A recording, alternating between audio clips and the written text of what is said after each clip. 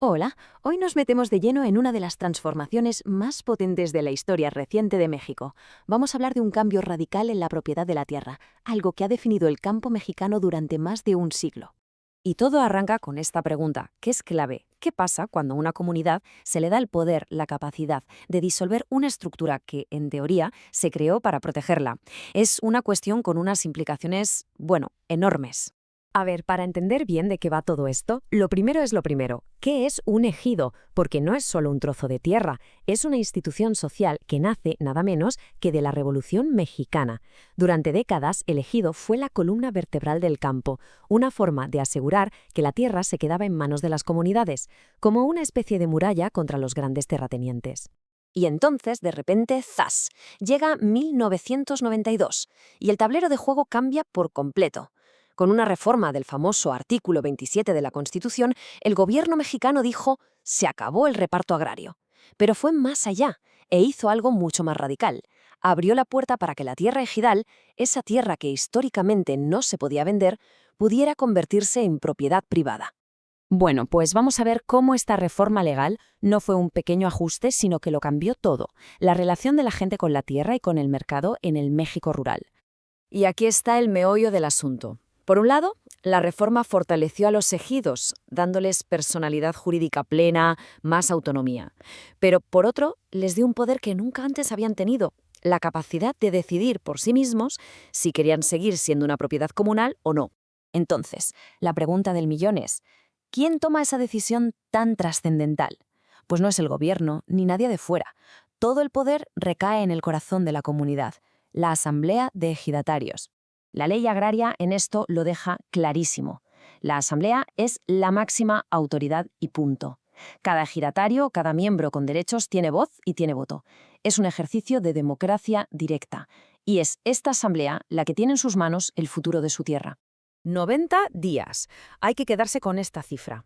Una vez que la Asamblea toma una decisión sobre la asignación de tierras, hay un plazo de 90 días para impugnarla. Si nadie dice nada, la decisión es definitiva. No hay vuelta atrás. Esto nos da una idea de la seriedad de lo que se vota en esas reuniones. Pero, a ver, ¿cómo funciona esto en la práctica? No es tan fácil como levantar la mano. La ley establece un procedimiento increíblemente estricto, pensado para que una decisión de este calibre se tome con el mayor consenso y formalidad posible. Fijaos en los requisitos, que no son ninguna broma. Primero, un mes de antelación para convocar, para que todo el mundo se entere bien. Luego, el quórum. El 75% de los miembros tienen que estar presentes. Y además tiene que haber un representante de la Procuraduría Agraria y un notario para dar fe de que todo es legal.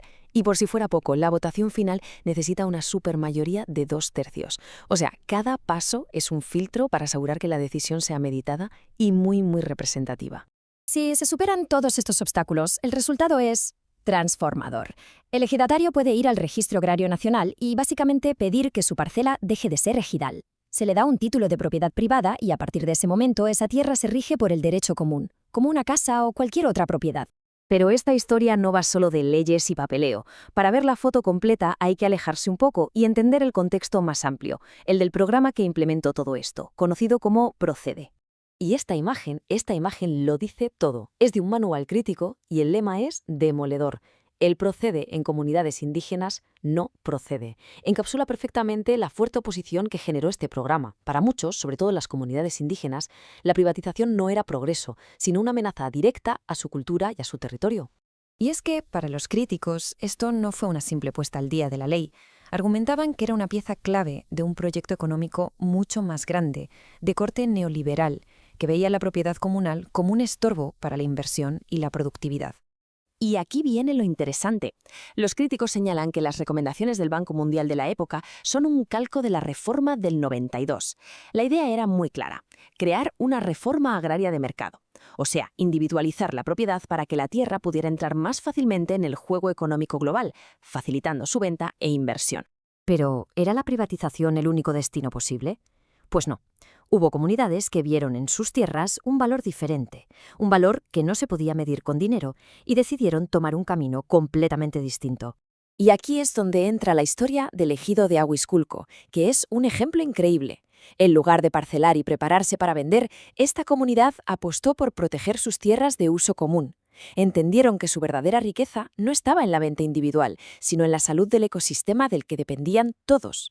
Este cuadro lo resume genial. Vemos los dos caminos, cara a cara. Por un lado, el del dominio pleno, propiedad individual, mercado, beneficio económico personal.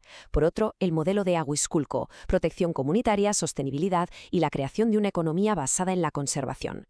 Demostraron que se puede vivir de conservar. Y esta cita de Antonio Márquez, el director de la fundación que colabora con ellos, da en el clavo. Es una metáfora perfecta.